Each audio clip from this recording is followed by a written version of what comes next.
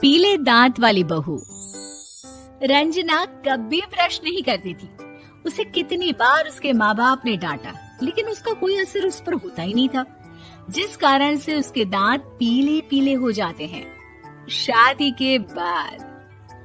अरे बहू, वैसे तो तुझ में कोई कमी नहीं है, पर तेरे दांत इतने पीले कैसे हैं बेटा?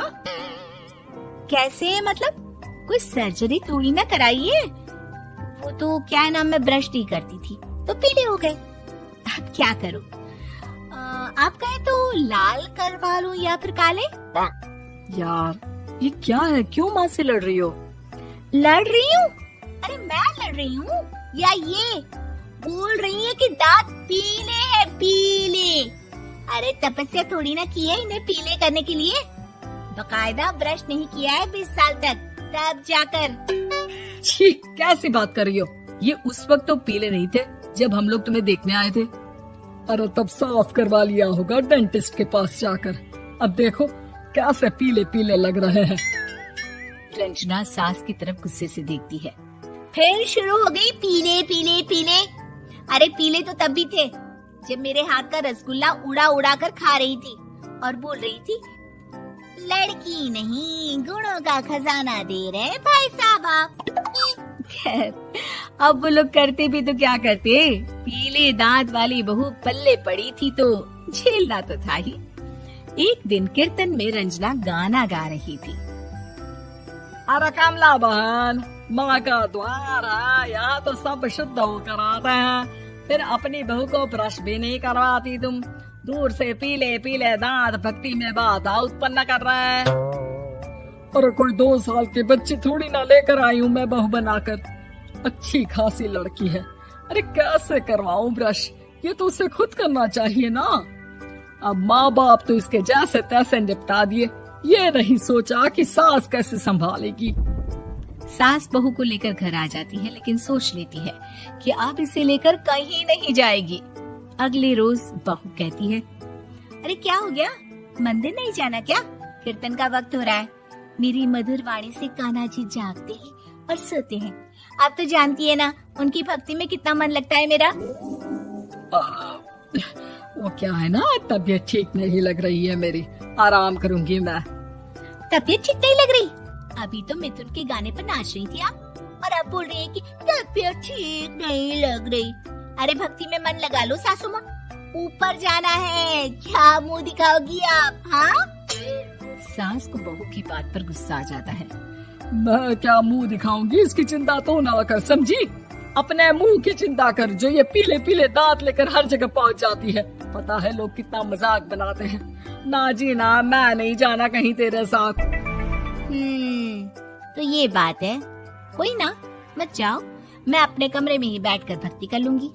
ऊपर वाला दांत थोड़ी ना देखता है, मन देखता है, भावना देखता है।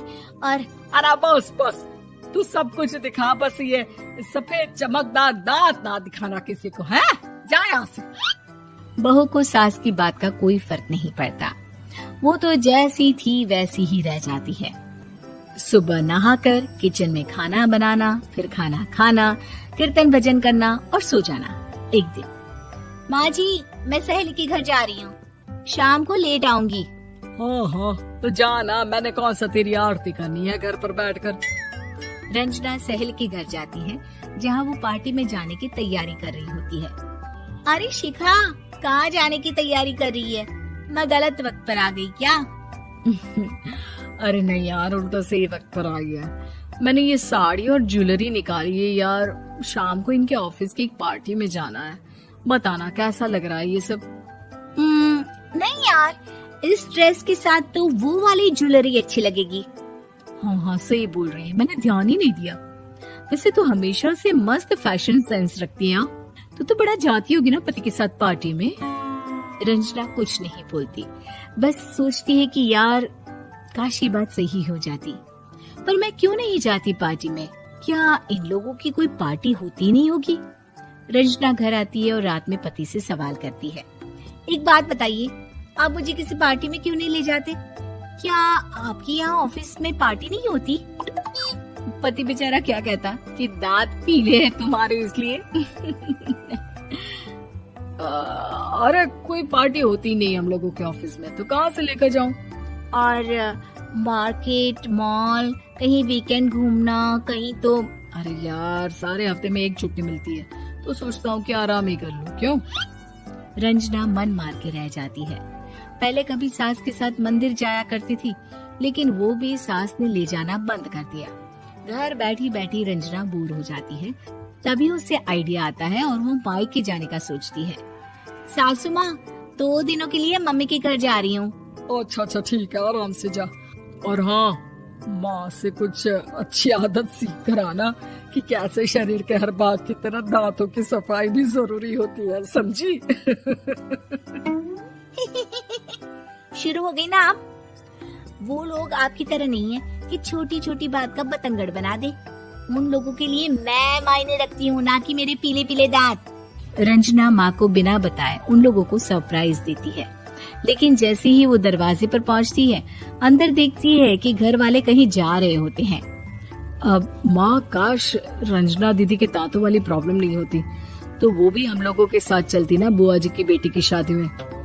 हाँ बेटा, लेकिन अब उसे कौन समझाए कि उसको उसके पीले दांत नहीं दिखते, लेकिन उसके आसपास के लोगों को कितना एम्बैरेसिंग फील कराते हैं। मुझे तो कितनी बार उसके स्कूल की टीचर ने शिकायत की कि उसके साथ कोई लड़की बैठना भी नहीं चाहती, और ना ही कॉलेज में कोई उससे बात करना चाहता था।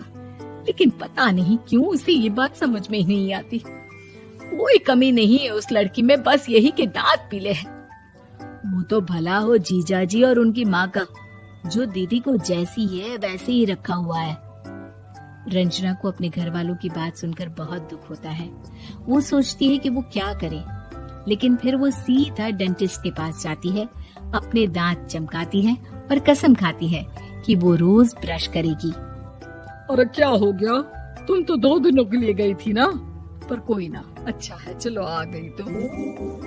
रंजना सास के सामने आकर खड़ी हो जाती है और पूरी स्माइल करती है, उसके चमकदार दांतों को दिखाती हुई। चले मंदिर। माँ, मुझे माफ कर दीजिए, मैंने आप लोगों को बहुत एम्बैरेसिंग फील करवाया। मैं आज से रोज ब्रश करूंगी।